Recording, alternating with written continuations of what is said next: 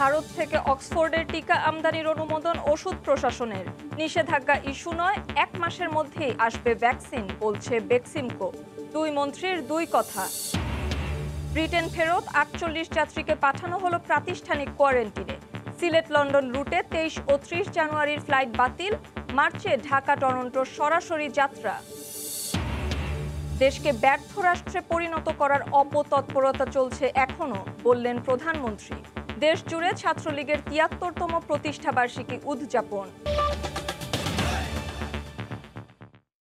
দেখছিলেন শিরোনাম। প্রবাসে সময়ের সঙ্গে আছি আমি মালিহা ইসলাম মনামি। সকল জল্পনা কল্পনার অবসান ঘটিয়ে করোনার ভ্যাকসিন আমদানিতে আরও এক ধাপ এগিয়ে গেল বাংলাদেশ। সোমবার সন্ধ্যায় ভারত থেকে অক্সফোর্ডের টিকা দেশে আনতে প্রাথমিক অনাপত্তিপত্র দেয় ওষুধ প্রশাসন অধিদপ্তর। এদিকে ভারতের রফতানি নিষেধাজ্ঞা কোনো ইস্যু নয় জানিয়ে বেক্সিমকো ফার্মাসিউটিক্যালসের প্রধান নাজমুল হাসান পাপন বলেছেন, 1 মাসের মধ্যেই ভ্যাকসিন পাঠাতে বাধ্য সেরাম ইনস্টিটিউট। 2 মাস আগে হয়েছে চুক্তি। ভারতের রফতানি নিষেধাজ্ঞা নিয়ে সোমবার দিনভর জল্পনা কল্পনার মধ্যেই সেরাম ইনস্টিটিউটের কাছ থেকে অক্সফোর্ডের টিকা জরুরি প্রয়োজনে আমদানির অনাপত্তিপত্র দেয় ওষুধ প্রশাসন অধিদপ্তর। এনওসি দিয়েছি, কোনো বাধা নাই, সার্টিফিকেট আমরা দিয়ে দিছি, এটাই আমাদের এই অনুমোদন এবং এটা আনতে পারবে 1 মাসের মধ্যে চলে আসবে হয়তো, বা যত দ্রুত সম্ভব 10 দিনও আসতে পারে। এর আগে বেক্সিমকো ফার্মাসিউটিক্যালসের ব্যবস্থাপনা পরিচালক নাজমুল হাসান পাপন জানান, সেরামের টিকা রফতানিতে ভারত সরকারের নিষেধাজ্ঞা বাংলাদেশের ক্ষেত্রে খাটবে না। টিকা গণহারে প্রয়োগে ওষুধ প্রশাসনের অনুমোদন পাওয়ার 1 মাসের মধ্যেই চুক্তি অনুযায়ী ওষুধ আনা যাবে। রেগুলেটরি অথরিটি অ্যাপ্রুভাল দেওয়ার 1 মাসের মধ্যে ওরা আমাদের এখানে সাপ্লাই শুরু করতে হবে অ্যাকর্ডিং টু দি এগ্রিমেন্ট। এখন 1 মাসের মধ্যে প্রতি মাসে 50 লক্ষ করে 6 মাসের মধ্যে 3 কোটি ডোজ দিবে। This is clear cut written এইটার মধ্যে। ইনফ্যাক্ট আমরা চেষ্টা করবো আরও আগে আনা যায় কিনা, আমরা যত এটাকে এক্সপেডিট করা যায় we will try our best. যে পরিমাণ টিকার এলসি খোলা হয়েছে তা দিতে ভারতীয় প্রতিষ্ঠানটি বাধ্য বলেও জানান তিনি। একটা প্রাইসিং ফর্মুলা থাকে প্রত্যেকটা ইম্পোর্টেড প্রোডাক্ট, যে এত পার্সেন্ট হচ্ছে ম্যানুফ্যাকচারার পাবে, 16% রিটেল মার্জিন, 15.5% ভিএটি।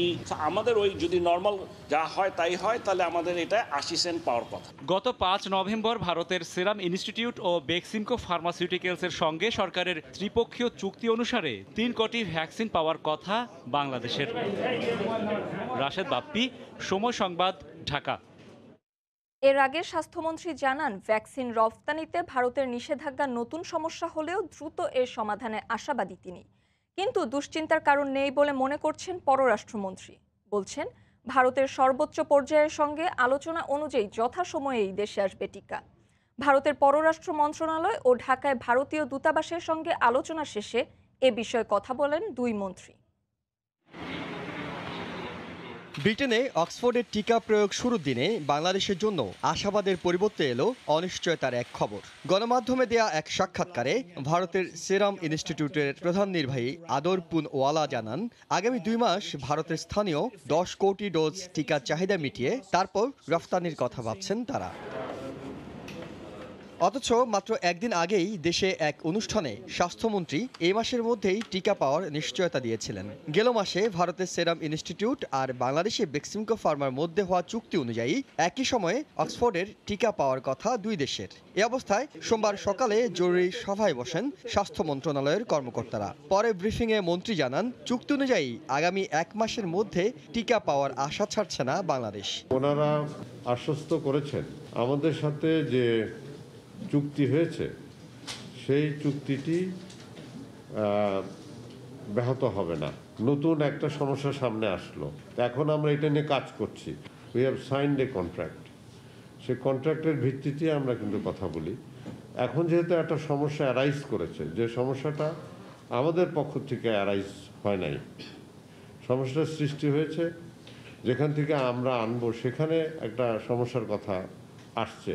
প্রতিষ্ঠানটিকে $120 মিলিয়ন পাঠানোর প্রক্রিয়া চূড়ান্ত হয়েছে সোমবারই। বেক্সিমকোর সাথে আগে চুক্তি হয়েছে, তাই ভারতে নতুন রফতানি নিষেধাজ্ঞার আওতায় বাংলাদেশ পড়বে না বলেও ভারতীয় দূতাবাসে বরাত দিয়ে জানায় স্বাস্থ্য মন্ত্রণালয়। যেটুজি বলতে যেটা বোঝায় আমরা আক্ষরিক করতে সেটা আমরা করিনি, বাট যাদের উপস্থিতিতে করেছি এবং সরকার যে সাথে শতভাগ যে কনসার্ন আছে, এতে কোনো সন্দেহ নাই। এদিকে বিষয়টি জানার পরেই বাংলাদেশের পররাষ্ট্র মন্ত্রণালয়ের পক্ষ থেকে দিল্লির হাই কমিশন যোগাযোগ করে ভারতের পররাষ্ট্র মন্ত্রণালয়ের সাথে। পরে মন্ত্রী আশ্বস্ত করেন বাংলাদেশে টিকা আসছে যথাসময়ে, এ নিয়ে দুশ্চিন্তার কোনো কারণ নেই। মাননীয় প্রধানমন্ত্রী শেখ হাসিনা এবং ভারতীয় প্রধানমন্ত্রী নরেন্দ্র মোদীর সাথে আলাপ করেই এটা হয়েছে যে বাংলাদেশ প্রথম ভ্যাকসিন পাবে, সুতরাং কোনো ধরনের ব্যান এটার উপর অ্যাপ্লিকেবল হবে না। টিকার বিকল্প উৎস সন্ধানেও বাংলাদেশ কাজ করছে বলে জানান পররাষ্ট্রমন্ত্রী। Thank you. ইহসান জুয়েল, সময় সংবাদ, ঢাকা। অনুমোদনের পরপরই করোনার ভ্যাকসিন রফতানিতে নিষেধাজ্ঞা দিয়েছে ভারত। শুধু বিদেশে রফতানি বন্ধ নয়, ভারতের অভ্যন্তরীণ বাজারেও আপাতত করোনার টিকা ছাড়া হবে না। আগে জরুরি ভিত্তিতে সরকারি হাসপাতালে সরকারি নির্দেশনাতেই মিলবে এই ভ্যাকসিন। এদিকে ভারতের দুটো ভ্যাকসিনকে মেড ইন ইন্ডিয়া হিসেবে দাবি করে বিজ্ঞানীদের অভিনন্দন জানিয়েছেন দেশটির প্রধানমন্ত্রী নরেন্দ্র মোদী। বিস্তারিত সুব্রত আচার্যের রিপোর্টে। শুধু জরুরি ভিত্তিতে প্রয়োগের জন্য সরকারিভাবে দুটি ভ্যাকসিন অনুমোদন দেওয়া হয়েছে ভারতে। করোনা যোদ্ধা, স্বাস্থ্যকর্মী, পুলিশ ছাড়াও যাদের জরুরি প্রয়োজন হবে সরকার আপাতত তাদেরই এই টিকা দেবে। সেরাম ইনস্টিটিউটের কোভিশিল্ড ৭১% কার্যকর হলেও ভারত বায়োটেকের কোভ্যাক্সিনের কার্যকারিতা নিয়ে ধোঁয়াশা রয়েছে এখনও, যদিও ভারতের ড্রাগ কন্ট্রোল বোর্ড দাবি করছে দুটো টিকাই কার্যকর। এদিকে সোমবার একটি অনুষ্ঠানে যোগ দিতে গিয়ে ভারতের প্রধানমন্ত্রী নরেন্দ্র মোদী ভারতের দুটি ভ্যাকসিনকেই মেড ইন ইন্ডিয়া হিসেবে দাবি করে বলেন, এই দুটি ভ্যাকসিনের দিকে তাকিয়ে রয়েছে গোটা বিশ্ব। मेड इन इंडिया की न केवल ग्लोबल डिमांड हो बल्कि ग्लोबल एक्सेप्टेंस भी हो, ये हमें सुनिश्चित करना है। গত রোববার ভারতের drug control board Oxford, AstraZeneca ও সেরাম ইনস্টিটিউটের তৈরি কোভিশিল্ড এবং ভারত বায়োটেক ICMR এর তৈরি কোভ্যাক্সিনকে ভারতে জরুরি ভিত্তিতে প্রয়োগের অনুমোদন দেয়। এরই মধ্যে দেশের অভ্যন্তরীণ জরুরি চাহিদা পূরণের জন্য বিদেশে রপ্তানি এবং বেসরকারি সংস্থার কাছেও বিক্রির ওপর নিষেধাজ্ঞা জারি করেছে মোদী সরকার। আগামী জুলাই পর্যন্ত দেশটিতে ৩০ কোটি ডোজ টিকার লক্ষ্যমাত্রা নির্ধারণ করা হয়েছে। সুব্রত আচার্য, সময় সংবাদ, পশ্চিমবঙ্গ, ভারত। ইউরোপ জুড়ে বাড়ছে করোনা সংক্রমণ। পর্তুগালে শুরু হয়েছে টিকা কার্যক্রম। পর্তুগাল সহ ইউরোপের করোনা পরিস্থিতির সবশেষ খবর জানাতে এই মুহূর্তে লিসবনে আছেন সহকর্মী তারিকুল হাসান আশিক। সরাসরি চলে যাচ্ছি তার কাছে। আশিক।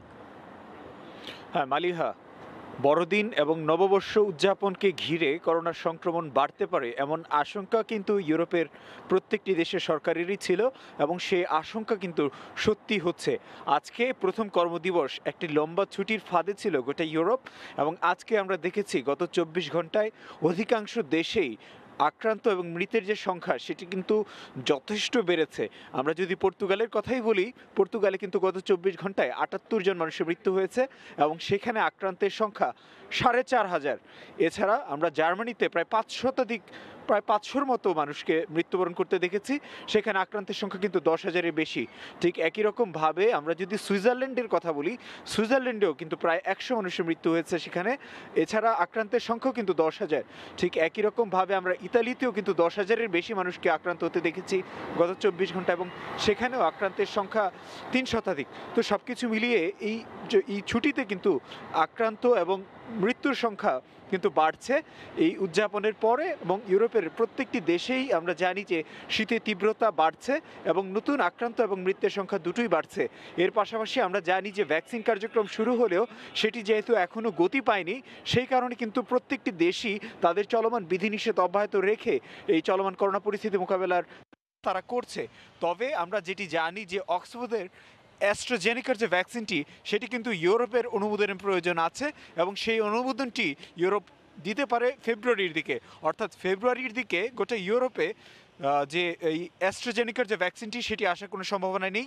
ফেব্রুয়ারিতে প্রথম দিকে অনুমোদনের পর এরপরেই কিন্তু ইউরোপে বা ইউরোপের নাগরিকদের উপর এই অক্সফোর্ডের ভ্যাকসিনটি প্রয়োগ করার কথা রয়েছে।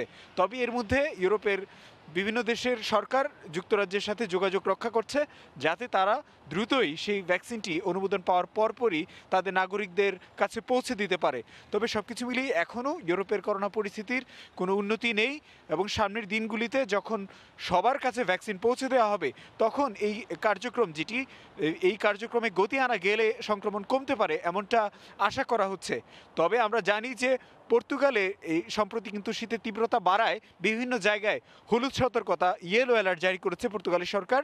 তবে আমরা জানি যে আজকে কিন্তু কারফিউ নেই, অর্থাৎ 31শে ডিসেম্বর থেকে যে কারফিউটি আজকে ভোরে শেষ হয়েছে এই পরিস্থিতির মধ্য দিয়ে কিন্তু পর্তুগালের সরকারও একটি উদ্বেগজনক পরিস্থিতির মধ্যে দিয়ে তাদের সময় অতিবাহিত করছে এবং তাদের যে চলমান বিধিনিষেধ সেগুলি অব্যাহত রাখার দিকেই তারা জোর দিচ্ছে এই করোনা নিয়ন্ত্রণে। তো গোটা ইউরোপ থেকে এই ছিল আসলে সার্বিক করোনা পরিস্থিতির সবশেষ খবর। মালিহা। ইউরোপের করোনা পরিস্থিতির সবশেষ খবর জানাতে লিসবন থেকে সরাসরি যোগ দিয়েছিলেন সহকর্মী তারিকুল হাসান আশিক।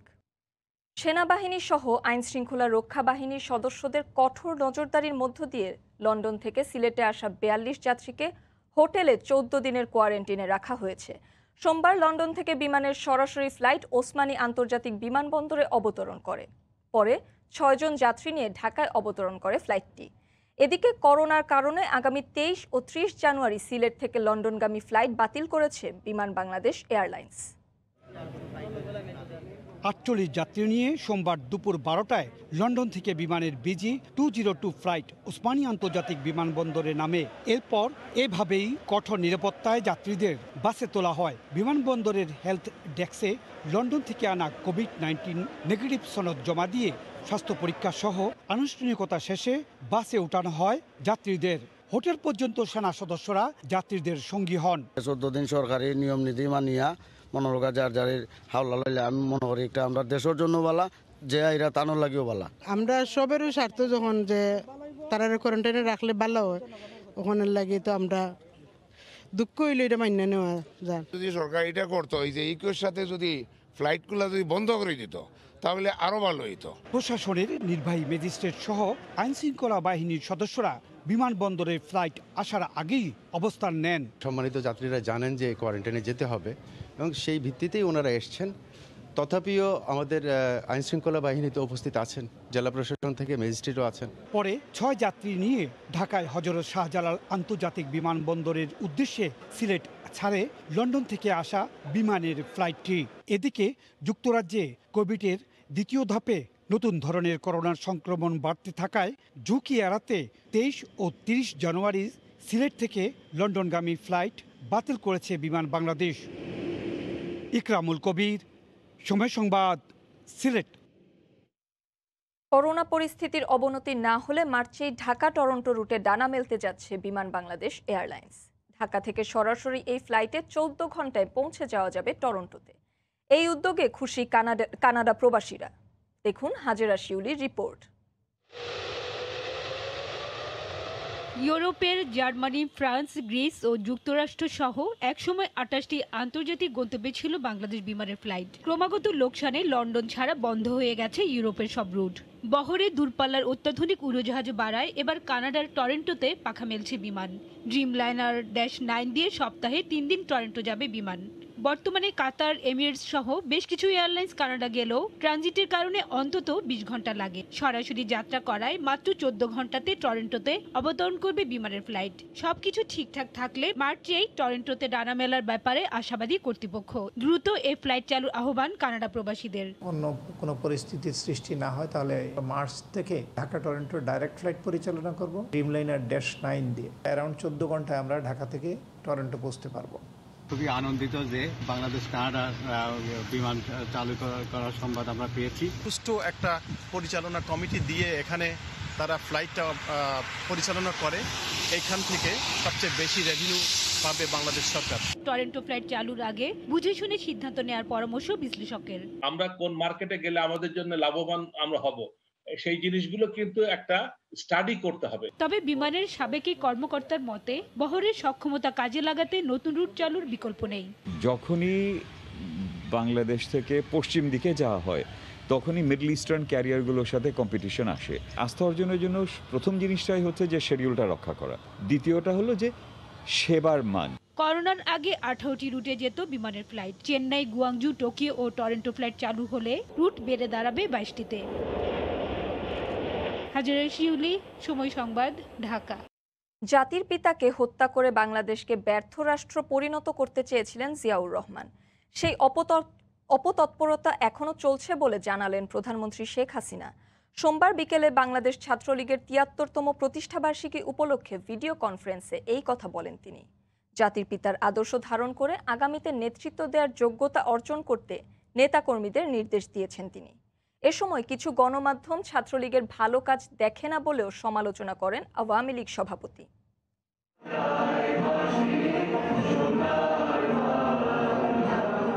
বাংলাদেশ ছাত্রলীগের ৭৩তম প্রতিষ্ঠাবার্ষিকীর কেন্দ্রীয় আয়োজন হলো অনলাইনেই। জাতীয় সঙ্গীত গেয়ে প্রতিষ্ঠাবার্ষিকীর আলোচনার মূল কার্যক্রম শুরু করেন নেতাকর্মীরা। রাজধানীর কৃষিবিদ ইনস্টিটিউশন মিলনায়তনে আয়োজিত আলোচনা সভায় গণভবন থেকে যোগ দেন দলীয় প্রধান শেখ হাসিনা। দলীয় সঙ্গীত বাজিয়ে একযোগে জন্মদিনের কেক কাটা হয়। অনুষ্ঠানে প্রধানমন্ত্রী বলেন, দেশের সব আন্দোলন সংগ্রামে সবচেয়ে বেশি রক্ত ঝরেছে ছাত্রলীগের। জানান, ছাত্রদের হাতে অস্ত্র তুলে দিয়েছিলেন জিয়াউর রহমান। এই স্বাধীনতাটাকে ব্যর্থ করাটাই ছিল তাদের লক্ষ্য, যে পাকিস্তান থেকে আলাদা হয়ে যাওয়ার পর বাংলাদেশ আবার উন্নতি করতে পারে, এটা তারা কখনো মানতে চায়নি, বরং বাংলাদেশকে তারা ব্যর্থ করতে চেয়েছিল। সে চক্রান্ত চলছে, এখনো একেবারে থেমে গেছে তা না। মহামারীতে মানুষের সাহায্যে অগ্রগামী হয়ে থাকা ছাত্রলীগের প্রশংসা করেন শেখ হাসিনা। বলেন, কিছু গণমাধ্যম সংগঠনটির ভালো কাজ দেখে না। তোমরা যে কাজগুলি করে গেছো তার জন্য সবসময় আমরা সাধুবাদ জানাই। আমি জানি হয়তো ক্ষেত্র বিশেষে কোথাও কোথাও দু একটা ঘটনা ঘটে, আর আমাদের কিছু পত্রপত্রিকা আছে, যত ভালো কাজ করো সেটা লেখার তাদের যোগ্যতা নেই। যদি কোথাও এতটুকু খুঁত পায় সেটাকে বড় করে লিখতে পারে, এটা তাদের একটা দৈন্যতা। কাজে ওগুলো আমি বেশি একটা হিসাবে ধরি না। জাতির পিতার আদর্শ ও দেশপ্রেম নিয়ে আগামীর নেতৃত্ব দেওয়ার যোগ্যতা অর্জনে ছাত্রলীগকে মনোযোগী হওয়ার তাগিদ দেন প্রধানমন্ত্রী। উপর দিকে তাকিয়ে চলতে গেলে হোঁচট খেতে হয়, সেই জন্য মাটির দিকে তাকিয়ে চলতে হয়। দেবাশিস রায়, সময় সংবাদ, ঢাকা। চট্টগ্রামে অবৈধভাবে বসতির পাশে নির্মাণ করা 3টি ইটভাটা গুঁড়িয়ে দিয়েছে পরিবেশ অধিদপ্তর। সোমবার সকালে রাউজান উপজেলায় এ অভিযান চালায় পরিবেশ অধিদপ্তর ও জেলা প্রশাসন। আশরাফুল আলম মামুনের ক্যামেরায় শফিকুল আলমের প্রতিবেদন। এক্সকাভেটর দিয়ে ধসিয়ে দেওয়া হয় ইটভাটার চিমনি। সোমবার সকালে রাউজান উপজেলা চারাবট্টল এলাকায় উপজেলা যুবলীগের সভাপতি পারভেজের অবৈধ ইটভাটায় উচ্ছেদে অভিযান চালায় যৌথভাবে পরিবেশ অধিদপ্তর ও জেলা প্রশাসন। পরিবেশের ছাড়পত্র ছাড়া সনাতন পদ্ধতির ইটভাটাগুলোর নানা স্থাপনা গুঁড়িয়ে দেওয়া হয়। বুলডোজার দিয়ে নষ্ট করা হয় কাঁচা ইটের স্তূপ। এখানে প্রায় 50টার মতো ইটভাটা আছে এবং করোনার কারণে কিছু বন্ধ আছে। পৌরসভার মধ্যে কোনো ইটভাটা হতে পারবে না। আইনে বলা হয়েছে আধুনিক পদ্ধতির ইটভাটা করার জন্য। এখন এটা ছিল একটা সনাতন পদ্ধতির একটা 20 ফিট ইটভাটা, এটা আইনে নিষিদ্ধ ছিল। এখানে প্রচুর কাঠ পোড়ানো হচ্ছিল এবং এখানে কোনো ছাড়পত্রও নেই। অভিযানে অংশ নেয় পুলিশ ও র্যাব সহ আইন শৃঙ্খলা বাহিনী। অভিযান চালানো হয় আরও কয়েকটি ইটভাটায়। মহামান্য হাইকোর্ট 14 ডিসেম্বরে একটি আদেশ দিয়েছে, সকল অবৈধ ইটভাটাকে উচ্ছেদ করতে হবে এবং কোনো ইটভাটায় কাঠ পোড়ানো যাবে না, এবং যেগুলো সনাতন পদ্ধতির ইটভাটা, যেগুলো আগে থেকে 2013 সালের আইনে অবৈধ ঘোষণা করা হয়েছে, সেই ইটভাটাগুলোকে মহামান্য হাইকোর্ট নির্দেশ দিয়েছে এগুলোকে বন্ধ করে দিতে হবে। আমরা সেই আদেশের আলোকে আমরা আসলে ইটভাটাগুলো বন্ধ করে দিচ্ছি। 14 ডিসেম্বর হাইকোর্ট এক রিট আদেশে চট্টগ্রামে অবৈধ ইটভাটাগুলো বন্ধের নির্দেশ দেওয়ার পর অভিযানে নামে প্রশাসন। চট্টগ্রামে 400-এরও বেশি ইটভাটা রয়েছে। পরিবেশের ভারসাম্য নষ্ট করে চট্টগ্রামে অন্তত 450-এরও বেশি অবৈধ ইটভাটা কার্যক্রম চালিয়ে আসছে দীর্ঘদিন ধরে। পরিবেশবাদী নানা সংগঠন আত্মচিৎকার করলেও কাজে আসেনি। অবশেষে হাইকোর্টের আদেশে গুঁড়িয়ে দেওয়া হচ্ছে একের পর এক ইটভাটা। শফিকুল আলম, সময় সংবাদ, চট্টগ্রাম। নগরায়ন আর দখলদারদের কবলে বহু খাল চিহ্ন হারিয়েছে ঢাকা শহরে। সাম্প্রতিক সময়ে 26টি খাল পুনরুদ্ধারে জোরে সোরে অভিযান চালাচ্ছে 2 সিটি কর্পোরেশন। এর মাঝেই ঢাকা ওয়াসার ব্যবস্থাপনা পরিচালক প্রকৌশলী তাকসিমে খান বলেছেন, 32 বছরের ভুল শুধরে রাজধানীর খাল ও প্রায় 350 কিলোমিটার ড্রেনেজ সিস্টেমের দায়িত্ব সঠিক সংস্থার উপর ন্যস্ত হলো। 1984 সালে এক প্রজ্ঞাপনের মাধ্যমে পানি নিষ্কাশনের দায়িত্ব দেওয়া হয়েছিল ঢাকা ওয়াসাকে। ওয়াসার পাশাপাশি নগর কর্তৃপক্ষ, রাজউক, পানি উন্নয়ন বোর্ড সহ মোট 7টি সংস্থাও ছিল এ কাজে যুক্ত। সমন্বয়ের অভাবে সেই কাজ সঠিকভাবে আগায়নি। সবশেষ 2020 সালের 31 ডিসেম্বর ঢাকা শহরের খাল এবং 360 কিলোমিটার ড্রেনেজ সিস্টেম হস্তান্তরে 2 সিটি কর্পোরেশনের সঙ্গে চুক্তি হয় ঢাকা ওয়াসার। এ বিষয়ে সোমবার রাজধানীর কারওয়ান বাজারে ওয়াসা ভবনে এক মতবিনিময় সভার আয়োজন করে প্রতিষ্ঠানটি। ওয়াসার অধীনে থাকা অবস্থায় ঢাকার খালগুলো ধীরে ধীরে অস্তিত্ব হারানোর বিষয়ে প্রশ্নের জবাবে শীর্ষ কর্মকর্তা জানান, ওয়াসার দায়িত্ব ছিল কেবল খাল ব্যবহার করে পানি সরিয়ে দেওয়ার। একই জিনিস যখন ডাঙ্গায় থাকে তখন পরিষ্কার করে সিটি কর্পোরেশন, আবার ওইটা যখন খালে পড়ে তখন আমরা করি। আবার সলিড ওয়েস্ট ম্যানেজমেন্টে আমাদের কিছু নাই। চলতি বছরের শুষ্ক মৌসুমে পকেট ছাড়া কোনো পানির সংকট হবে না বলেও আশ্বস্ত করেন তিনি। এই সময়টাতে আমরা আর্টিফিশিয়াল যেটা পাম্প করে পানি বার করার সেই সিস্টেমটাকেই ডেভেলপ করেছি এবং ওইটুকুই ঢাকা ওয়াসাই করেছে। এছাড়া রাজধানীর 145টি ডিস্ট্রিক্ট মিটার এরিয়ার মধ্যে 64টির কাজ শেষ হয়েছে বলেও জানান ঢাকা ওয়াসার এমডি। 145টা ক্লাস্টার হবে, আগে ছিল একটা ক্লাস্টার। শাতিলা শারমিন, সময় সংবাদ, ঢাকা। প্রবাসী সময় আরও থাকছে। মাশরাফিকে বাদ দিয়ে উইন্ডি সিরিজের জন্য প্রাথমিক দল ঘোষণা বিসিবির। ভবিষ্যৎ মাথায় রেখে পিকে হালদারের ঘনিষ্ঠজন শঙ্খ ব্যাপারীকে গ্রেফতার করেছে দুদক। তার বিরুদ্ধে পিকে হালদারের সম্পদ গচ্ছিত রাখার প্রমাণের ভিত্তিতে তাকে গ্রেফতার করা হয় বলে জানান দুদক সচিব। পরে তাকে 3 দিনের রিমান্ড দেন আদালত। এদিকে ক্যাসিনো কাণ্ডে অভিযুক্ত যুবলীগের বহিষ্কৃত নেতা জাকির হোসেনের স্ত্রী আয়েশা আক্তার সোমার বিরুদ্ধে 5 কোটি টাকার অবৈধ সম্পদ অর্জনের অভিযোগের চার্জশিট অনুমোদন দিয়েছে দুদক।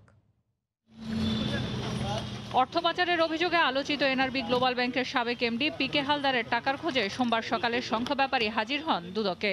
অভিযোগ, তার নামে রয়েছে পিকে হালদারের একটি ফ্ল্যাট। 2.5 ঘন্টা জিজ্ঞাসাবাদ শেষে দুপুরে তাকে গ্রেফতার করার সিদ্ধান্ত নেয় তদন্ত কর্মকর্তা। দুদক সচিব জানান, পিকে হালদারের ফ্ল্যাটটি কিভাবে, কেন শঙ্খ ব্যাপারীর নামে তা নিয়েই ছিল জিজ্ঞাসাবাদ। তবে জিজ্ঞাসাবাদের বক্তব্যে পিকে হালদারের এমন আরও সম্পদ গচ্ছিত থাকতে পারে বলে ধারণা করা হচ্ছে। পিকে হালদারের সম্পদ বিভিন্নভাবে যে বিভিন্ন দিকে গেছে বলে মনে করা হচ্ছে, সেখানে তিনি সহায়তা করেছেন এবং তার দখলে ফ্ল্যাট পাওয়া গেছে একটা, যেটা পিকে হালদারের অর্থে ক্রয় করা হয়েছে বলে এখনো পর্যন্ত প্রমাণ পাওয়া যাচ্ছে।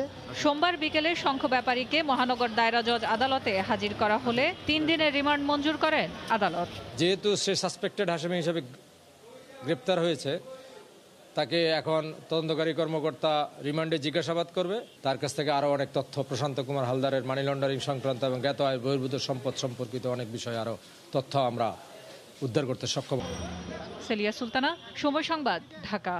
চলতি অর্থ বছরের 6 মাসে সরকারের দেয়া কালো টাকা সাদা করার সুযোগ নিয়েছেন 7,650 জন করদাতা। এতে সরকার কর পেয়েছে 962 কোটি টাকা। অন্যান্য সময়ের চেয়ে এবছর বেশি সাড়া মিলেছে বলে দাবি এনবিআরের। তবে কালো অর্থনীতির আকারের হিসাবে খুব বেশি নয় বলে মনে করেন বিশ্লেষকরা। এবছর রিটার্ন দাখিল করেছেন 21,51,326 জন করদাতা। করোনা মহামারীর মধ্যেও চলতি কর বর্ষে আগের বছরের চেয়ে রিটার্ন দাখিল ও কর আহরণ বেশি হওয়ায় সন্তুষ্ট এনবিআর। এবং 2020-2021 অর্থ করোনা মহামারীতে রাজস্ব আহরণে মন্দার কারণে অর্থনীতিতে গতি ফেরাতে এবছর বাজেটে ঢালাওভাবে কালো টাকা সাদা করার সুযোগ দেয় সরকার। বলা হয়, যারা এই সুযোগ নেবেন তাদের আয়ের উৎস নিয়ে প্রশ্ন তুলবে না কোনো সংস্থা। অপ্রদর্শিত নগদ অর্থ, ব্যাংক আমানত, সঞ্চয়পত্র, শেয়ার ও বন্ডের উপর 10% হারে এবং জমি ও ফ্ল্যাট আকার অনুসারে নির্দিষ্ট হারে কর দিয়ে বাজেটে কালো টাকা সাদা করার সুযোগ দেওয়া হয়।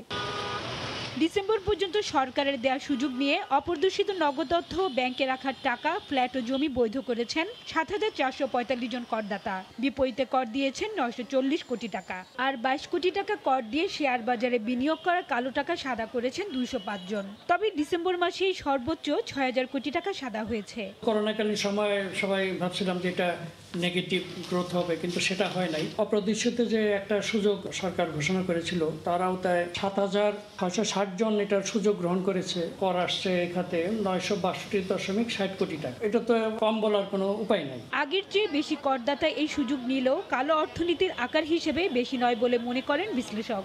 অপ্রদর্শিত অর্থ জমা দেওয়ার যে সুযোগটা দেওয়া হয়েছে অতীতেও যেমন হয়েছে খুব ভালোভাবে সাড়া পড়ে না, এখনও ঠিক সেই রকম দেখা যাচ্ছে, তবে কিছুটা ঊর্ধ্বগামী। এনবিআর এর সামগ্রিক রাজস্ব সংগ্রহের যে বিশাল মাপকাঠি সেটাতে ধরলে পরে এই ১,০০০ কোটি টাকার নিচের এই অর্থ এনবিআর এর ২,২৫,০০০ কোটি টাকা যেখানে কালেক্টেড হয় সেই তুলনায় কিন্তু খুবই নগণ্য।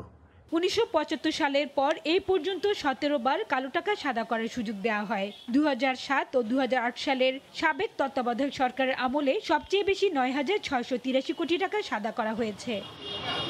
হাজিরা শিউলি, সময় সংবাদ, ঢাকা। করোনা উপেক্ষা করেই রেমিটেন্সের রেকর্ড করে চলেছে বাংলাদেশ। বিশ্বজুড়ে বিপর্যয়ের বছরে যখন সবকিছুতে স্থবিরতা, তখন আগের বছরের চেয়ে ২৯,০০০ কোটি টাকা বেশি রেমিটেন্স পাঠিয়েছেন প্রবাসীরা। এই রেকর্ডের পেছনে বৈধ পথে টাকা পাঠানোর প্রবণতাকে চিহ্নিত করছেন অর্থনীতিবিদরা। পরিকল্পনা মন্ত্রী বলছেন, এটি প্রবাসীদের পরিশ্রম ও দেশের রাজনৈতিক স্থিতিশীলতার ফসল। করোনায় যখন বেহাল বিশ্বের অর্থনৈতিক কাঠামো, তখনও রেমিটেন্স পাঠিয়ে রেকর্ড গড়ছেন প্রবাসী বাংলাদেশিরা। হিসাব বলছে, করোনা আঘাত হানার আগে ফেব্রুয়ারিতে রেমিটেন্স এসেছিল $১৪৫ কোটি, মার্চে তা কমে $১২৮ কোটি ৬৮ লাখ ডলারে নামে। সংক্রমণ বাড়লে এপ্রিলে তা আরও কমে দাঁড়ায় মাত্র $১০৮ কোটি। এরপরই বাড়তে থাকে প্রবাস আয়। মে মাসে রেমিটেন্স আসে $১৫০ কোটি আর জুনে $১৮৩ কোটি। ঈদের মাস জুলাইয়ে এক লাফে এই আয় উঠে আসে $২৬০ কোটি। একক মাস হিসেবে এখন পর্যন্ত যা সর্বোচ্চ। এরপর আগস্টে $১৯৬ কোটি, সেপ্টেম্বরে $২১৫ কোটি, অক্টোবরে $২১০ কোটি ও নভেম্বরে $২০৭ কোটি আসে। আর ডিসেম্বরে প্রবাসীরা পাঠান $২০৫ কোটি। অর্থনীতিবিদরা বলছেন, রেমিটেন্সের পালে হাওয়া লাগিয়েছে হুন্ডির সুযোগ কমে যাওয়া ও মহামারী মোকাবিলায় স্বজনদের পাশে দাঁড়ানোর মানসিকতা। হুন্ডি বা এর মাধ্যমে যে রেমিটেন্স আসে সেগুলো কিন্তু এইভাবেই হয়ে থাকে বেশি, যেটা যারা স্বাস্থ্যের জন্য বাইরে যান কিংবা শিক্ষার সুযোগ সুবিধা, এই যে মানুষের মুভমেন্ট কম হওয়াতে হুন্ডির সুযোগ কম ছিল, ফলে বৈধ পথে রেমিটেন্স আসাটাও কিন্তু এই সময় রেমিটেন্সের প্রবৃদ্ধির একটা বড় কারণ। সদ্য সমাপ্ত বছরে $২,১৭৪ কোটি পাঠিয়েছেন প্রবাসীরা। রেমিটেন্স বৃদ্ধিকে সরকারের দৃঢ় নেতৃত্বের একটি সাফল্য হিসেবে দেখছেন পরিকল্পনা মন্ত্রী এম এ মান্নান। আমাদের কোটি মানুষ যারা বিদেশে বসবাস করেন, তাদের পরিশ্রমে যারা অর্জিত অর্থের ফল, এবং সর্বোপরি আমাদের দেশের যে স্থিতিশীলতা ছিল, দৃঢ় নেতৃত্ব ছিল, আমাদের সরকার প্রধান মাননীয় প্রধানমন্ত্রী যেভাবে এই বিষয়টা মোকাবিলা করেছেন, সেটা সারা বিশ্বে তিনি প্রশংসা অর্জন করেছেন। 2019-20 অর্থ বছর থেকে 2% প্রণোদনা দেওয়ার পর থেকেই প্রবাসী আয়ে গতি আসে বলে জানিয়েছেন অর্থমন্ত্রী। এজন্য বিশ্বজুড়ে ছড়িয়ে ছিটিয়ে থাকা প্রবাসী বাংলাদেশি ও দেশবাসীকে ধন্যবাদ দিয়েছেন অর্থমন্ত্রী আ.হ.ম মুস্তফা কামাল। কামরুল হাসান সবুজ, সময় সংবাদ, ঢাকা। এবার প্রবাসের খবর। যুক্তরাষ্ট্রে কংগ্রেসের নিম্নকক্ষে চতুর্থবার স্পিকার নির্বাচিত হয়ে ইতিহাস গড়লেন নারী নেত্রী ন্যান্সি পেলোসি। রোববার কংগ্রেসের 117তম স্পিকার হিসেবে শপথ নেন তিনি। এদিকে নবনির্বাচিত প্রেসিডেন্ট জো বাইডেনের ক্ষমতা গ্রহণ ঠেকাতে ট্রাম্প চালাচ্ছেন শেষ চেষ্টা। ট্রাম্পের ফাঁস হওয়া একটি ফোন আলাপে শোনা যায়, জর্জিয়ার প্রধান নির্বাচন কর্মকর্তাকে টেলিফোনে তার জয়ের জন্য প্রয়োজনীয় ভোট খুঁজে বের করতে চাপ প্রয়োগ করেন ট্রাম্প। এ অবস্থায় 6 জানুয়ারি ট্রাম্পের ডাকা বিক্ষোভ সমাবেশ ঘিরে বিশৃঙ্খলার আশঙ্কা বাড়ছে। যুক্তরাষ্ট্র থেকে লস্কর আল মামুনের রিপোর্ট। 80 বছর বয়সে আবারও স্পিকার নির্বাচিত, তাও আবার চতুর্থবারের মতো। যুক্তরাষ্ট্রের ইতিহাসে প্রথম নারী স্পিকার হিসেবে ন্যান্সি পেলোসির বিজয় ঐতিহাসিক। রোববার প্রতিপক্ষ সংখ্যালঘু রিপাবলিকান দলের কেভিন ম্যাকার্থিকে মাত্র 7 ভোটে পরাজিত করে বিজয় ছিনিয়ে নিয়ে রেকর্ড গড়েন তিনি। একই দিন 117তম কংগ্রেসের স্পিকার হিসেবে শপথ নেন তিনি। এদিকে মার্কিন নির্বাচনের 2 মাস পেরিয়ে গেলেও ফলাফল মেনে শান্তিপূর্ণভাবে ক্ষমতা হস্তান্তরে মোটেই রাজি নন ট্রাম্প। রোববারও ডোনাল্ড ট্রাম্প জর্জিয়ার প্রধান নির্বাচন কর্মকর্তাকে টেলিফোনে তার জয়ের জন্য প্রয়োজনীয় 11,780 ভোট খুঁজে বের করে তার বিজয় নিশ্চিত করতে চাপ দেন। আগামী 6 জানুয়ারি ইলেকট্রাল কলেজ ভোট গণনা করে বাইডেনকে আনুষ্ঠানিকভাবে জয়ী ঘোষণা করবে মার্কিন কংগ্রেস। প্রতিনিধি পরিষদের 140 জন সদস্য ও 11 জন রিপাবলিকান সিনেটর জানিয়েছেন, মার্কিন কংগ্রেসের যৌথ অধিবেশনে বাইডেনের জয় নিয়ে আপত্তি তুলবেন তারা। অন্যদিকে রাজধানী ওয়াশিংটন ডিসিতে বড় বিক্ষোভ সমাবেশের ডাক দিয়েছেন ট্রাম্পের সমর্থকরা। ট্রাম্প নিজেও ওই বিক্ষোভে অংশ নেবেন। এবং এই সমাবেশ শান্তিপূর্ণ হবে না বলে জানান তিনি। লস্কর আল মামুন, সময় সংবাদ, ক্যালিফোর্নিয়া, যুক্তরাষ্ট্র। ছোট বড় মোট 16টি দ্বীপ নিয়ে গঠিত সুইডেনের রাজধানী স্টকহোম শহরের এক প্রান্ত থেকে অন্য প্রান্তে চলাচল বাস, মেট্রো ট্রেন ছাড়াও অন্যতম মাধ্যম ছোট বড় জাহাজে। স্থানীয়রা ছাড়াও পর্যটকরা যাতায়াতে ব্যবহার করেন এসব জাহাজ। সুইডেন থেকে আরও জানাচ্ছেন শফিউল আলম। সুইডেনের রাজধানী স্টকহোমকে বলা হয় উত্তর ইউরোপের ভেনিস। 16টি দ্বীপ নিয়ে গঠিত সুইডেনের রাজধানী স্টকহোম শহরটির ভিতর রয়েছে অনেকগুলো লেক। উপর থেকে দেখলে মনে হবে পুরো শহরটাই যেন পানির উপর ভাসছে। আর তাই বাল্টিক সাগরের তীরে অবস্থিত স্টকহোমকে অনেকে পানির সৌন্দর্যের শহরও বলে থাকেন। দ্বীপগুলোর সাথে পরস্পরের সংযোগে ব্রিজ থাকলেও রয়েছে জাহাজে যাতায়াতের ব্যবস্থাও। স্থানীয়দের পাশাপাশি এখানে ঘুরতে আসা পর্যটকরাও নিয়মিত যাতায়াত করেন এসব জাহাজে। আমি সবসময় এই বোটটাকে প্রেফার করি। এতে আমার অফিসে যাওয়ার পাশাপাশি প্রাকৃতিক পরিবেশে দেখার একটা সবসময় প্রতিদিনের একটা সুযোগ থেকে যায় আর কি। সো আমি কখনোই এই সুযোগটাকে হাতছাড়া করি না। I live in Stockholm. I've been living here for more than 20 years. আমি স্টকহোমে 20 বছরেরও বেশি সময় ধরে আছি। এই পানিপথে যাতায়াত করতে পছন্দ করি আমি। এটা আমার কাছে স্ক্যান্ডিনেভিয়ান ভেনিস বলে মনে হয়। শহরটির সৌন্দর্য উপভোগ করতে পর্যটকদের জন্য ছোট বড় জাহাজের পাশাপাশি স্পিডবোট থাকলেও করোনার প্রভাবে পর্যটক শূন্যতায় বেশিরভাগই বন্ধ রয়েছে। রাজধানী স্টকহোমের সৌন্দর্য উপভোগ করতে প্রতি বছর বিশ্বের বিভিন্ন প্রান্ত থেকে লাখ লাখ পর্যটক সহ স্থানীয়রা নিয়মিত যাতায়াত করেন এসব নৌজাহাজে।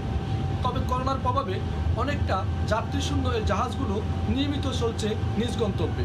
শফিউল আলম, সময় সংবাদ, সুইডেন। আয়ারল্যান্ডে মাত্র কয়েকদিনের ব্যবধানে আশঙ্কাজনক হারে বেড়েছে করোনা সংক্রমণ। প্রতিদিনই আক্রান্ত হচ্ছেন কয়েক হাজার। পরিস্থিতি নিয়ন্ত্রণে না এলে আরও এক দফা বাড়তে পারে লকডাউনের মেয়াদ। বিস্তারিত সৈয়দ জুয়েলের রিপোর্টে।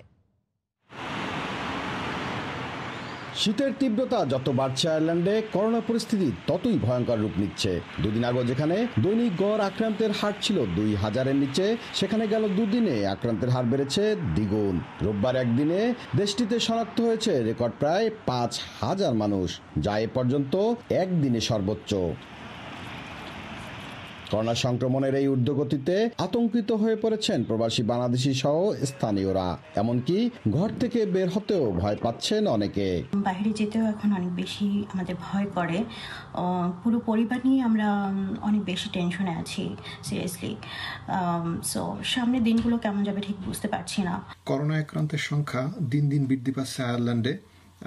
তার ভিতরে গত 3 দিনে সর্বাধিক পরিমাণ লোক করোনা আক্রান্ত হয়েছেন এবং আজকে সর্বোচ্চ পরিমাণ আক্রান্তের সংখ্যা বৃদ্ধি পাওয়াতে আমি মনে করি আমাদের এক্সট্রা সতর্কতা অবলম্বন করা উচিত। এর মধ্যেই আয়ারল্যান্ড সরকারের পক্ষ থেকে জানানো হয়েছে সংক্রমণ এভাবে বাড়তে থাকলে চলমান লকডাউনের মেয়াদ ফেব্রুয়ারি পর্যন্ত বাড়ানো হতে পারে। সৈয়দ জুয়েল, সময় সংবাদ, আয়ারল্যান্ড। শেষ পর্যন্ত মাশরাফিকে ছাড়াই ওয়েস্ট ইন্ডিজের বিপক্ষে হোম সিরিজের জন্য ওয়ানডের প্রাথমিক দল ঘোষণা করেছে বিসিবি। 1 বছর পর জাতীয় দলে ফিরেছেন সাকিব আল হাসান। 24 সদস্যের দলে একেবারে নতুন মুখ শরীফুল ইসলাম ও পারভেজ হোসেন ইমন। এদিকে 20 সদস্যের টেস্ট দলে জায়গা হয়নি মাহমুদুল্লাহ রিয়াদের। আন্তর্জাতিক ক্রিকেটে ফিরছে বাংলাদেশ, তাও আবার দেশের মাটিতেই। ওয়েস্ট ইন্ডিজের বিপক্ষে প্রাথমিক দল নিয়ে আগ্রহের কমতি ছিল না। এর মাঝেই বিশেষ আগ্রহের জায়গা ছিল এক মাশরাফি বিন মুর্তজাকে নিয়ে। গুঞ্জন ছিল ম্যাচকে রেখেই 24 সদস্যের স্কোয়াড ঘোষণা করা হবে, তবে শেষ পর্যন্ত তা গুঞ্জনই থেকে গেল। এটা একটা কঠিন সিদ্ধান্ত ছিল, তারপরে বাস্তবতা আমাদেরকে মানতে হবে। সবাই মিলে সম্মিলিতভাবে আমরা এই সিদ্ধান্ত নিয়েছি, মাশরাফিকে অফ করতে হয়েছে। প্রায় 2 দশক বাংলাদেশ দলকে সার্ভিস দিয়েছেন। ফিটনেসের প্রশ্ন উড়িয়ে দিয়ে বঙ্গবন্ধু কাপে বল হাতে দেখিয়েছেন ঝলক। তারপরও টাইগারদের সাবেক অধিনায়কের বাদ পড়া নিয়ে আলোচনা হওয়াটাই স্বাভাবিক। ওর সাথে ডিটেলস আমি আলোচনা করেছি, এখানে কোনো মিসআন্ডারস্ট্যান্ডিং কিছু হয়। টিম ম্যানেজমেন্ট যেটা প্ল্যান দিয়েছে, ভিশন 223, ঠিক আছে, 2023, তো ওই ভিশনটা মাথায় রেখে ওই ম্যানেজমেন্টের সাথে আমরা একসাথে হয়ে যে আগাচ্ছি। আমাদের ভবিষ্যতের দিকে তাকাতে হবে। মাশরাফির এখন আমি মনে করি হি স্টিল গুড, বাট আমি তো মাশরাফি 1 বছর পরে উইল বি ডিফিকাল্ট। ভিশন 2023 নিয়ে এগোচ্ছে বিসিবি। গেল 2 বছরে নজর কাড়া ইয়াংস্টারদের মধ্য থেকে তাই সুযোগ দেয়া হয়েছে জাতীয় দলে। আছেন অনূর্ধ্ব-19 বিশ্বকাপ জয়ী শরীফুল ইমনরা, ইয়াসির আলী রাব্বি, শেখ মেহেদি, নাসুম আহমেদ, হাসান মাহমুদরাও জায়গা করে নিয়েছেন। টপ 5 প্লেয়ার আছে, সিনিয়র প্লেয়ার, তারা তো যতদিন সার্ভিস দিতে পারে আমাদের খুব ভালো। 2023 সালের পরে তো আমাদেরকে চিন্তা করতে হবে, নতুনদের আমরা গড়ে তুলতে যাচ্ছি এদের ছত্র ছায়। আমরা চাই না যে ওরা যখন আসবে তখন যদি সিনিয়র প্লেয়ার না থাকে। শরীফুল কিন্তু আমাদের এ দলেও খেলে এসে 2 বছর আগে, সো ও কিন্তু আমাদের মানে পাইপলাইনে আছে গত 2 বছর ধরে। এই আন্ডার ওয়ার্ল্ড কাপের আগে থেকে কিন্তু পাইপলাইন আছে। ইমন আমাদের কাছে হচ্ছে এক্সাইটিং ট্যালেন্ট, ওকে আমরা সুযোগ দিচ্ছি যে আরও দ্রুত রেডি করা যায়, সো দ্যাট ফিউচারে যেন ওকে কাজে লাগাতে পারে। তবে 20 সদস্যের টেস্ট দলে জায়গা হয়নি মাহমুদুল্লাহ রিয়াদের। কোনো স্কোয়াডে রাখা হয়নি আরেক সিনিয়র ক্রিকেটার ইমরুল কায়েসকে। মাকসুম আলম খান, সময় সংবাদ, ঢাকা। এ পর্যায়ে শীর্ষ সংবাদ জানিয়ে দিচ্ছি আরেকবার। ভারত থেকে অক্সফোর্ডের টিকা আমদানির অনুমোদন ওষুধ প্রশাসনের। নিষেধাজ্ঞা ইস্যু নয়, 1 মাসের মধ্যেই আসবে ভ্যাকসিন, বলছে বেক্সিমকো। 2 মন্ত্রীর 2 কথা। ব্রিটেন ফেরত 48 যাত্রীকে পাঠানো হলো প্রাতিষ্ঠানিক কোয়ারেন্টিনে। সিলেট লন্ডন রুটে 23 ও 30 জানুয়ারির ফ্লাইট বাতিল, মার্চে ঢাকা টরন্টোর সরাসরি যাত্রা। দেশকে ব্যর্থ রাষ্ট্রে পরিণত করার অপতৎপরতা চলছে এখনো, বললেন প্রধানমন্ত্রী। দেশ জুড়ে ছাত্রলীগের ৭৩তম প্রতিষ্ঠাবার্ষিকী উদযাপন। এই ছিল প্রবাসের সময়, সঙ্গে থাকুন সময়ে।